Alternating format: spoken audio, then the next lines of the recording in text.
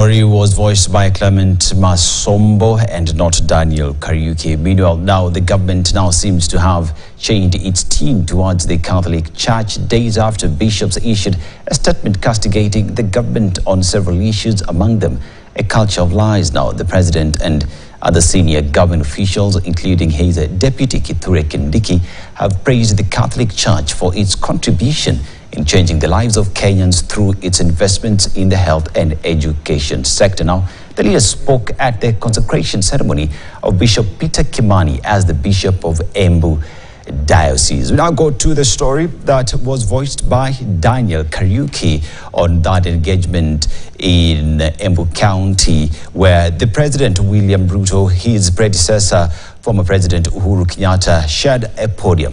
Take a listen. President William Ruto and his former deputy Rigathi Gachagua met for the first time since the latter's impeachment on 18th October this year. The duo met during the episcopal ordination and installation of Bishop Peter Kimani Ndongo in Embu.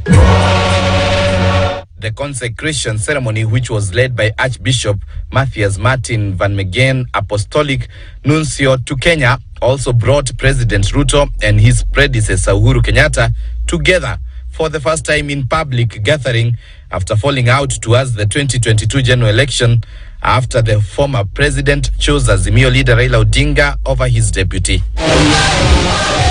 Though the former DP Gachagua was present and expected to be seated at the presidential dais, he was seated with other congregants in a separate tent, together with allies such as Kiambu Senator Karungo Wathangwa and Githunguri MP Gathoni wa Mushomba.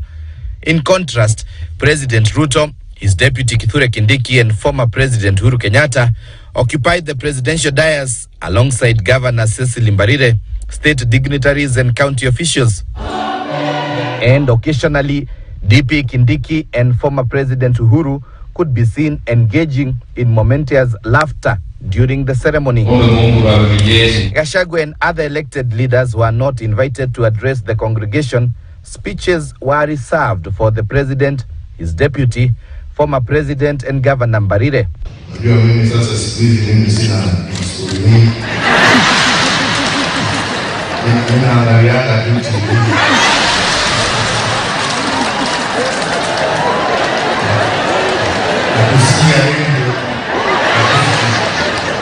In a thinly veiled criticism of the current political atmosphere, former President Uhuru Kenyatta called for unity among leaders and Kenyans while urging leaders to respect the electorate. His sentiments were echoed by Deputy President Kithure Kindiki, who called on Kenyans to pray for the nation. Sihi kanisa kuendelea kuombea nchi yetu ya Kenya. Tunatamani maombi ya kanisa na watu wote wa imani. Tuombee nchi yetu, tuombee amani, tuombee uwiano kati ya viongozi na wananchi. Tuache mambo ya ukabila na kutengana. Sisi wote ni Wakenya, na Kenya haiwezi kufaulu watu wakiwa na utengemano. President Ruto, who is usually warmly welcomed in Embu, received a cooler reception this time. He, however, used the platform to highlight his administration's achievement, including affordable housing, the competency-based curriculum CBC, and universal health coverage. Kiongozi wetu aliyestaafu Rais Uhuru Kenyatta, ile kazi uliniwachia mimi nang'ang'ana nayo mbaya sana. However, he spoke about the controversial UHC program as the congregants murmured in disapproval. Katika mambo ya matibabu, jana tumezungumza mambo ya matibabu ya universal health coverage.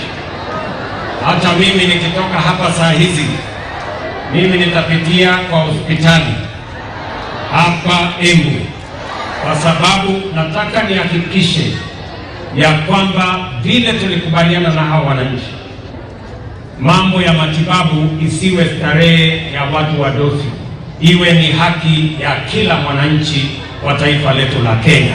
After his speech, Uhuru presented a gift to the newly ordained bishop and announced his intention to leave immediately after Ruto's address, citing discomfort with the political atmosphere.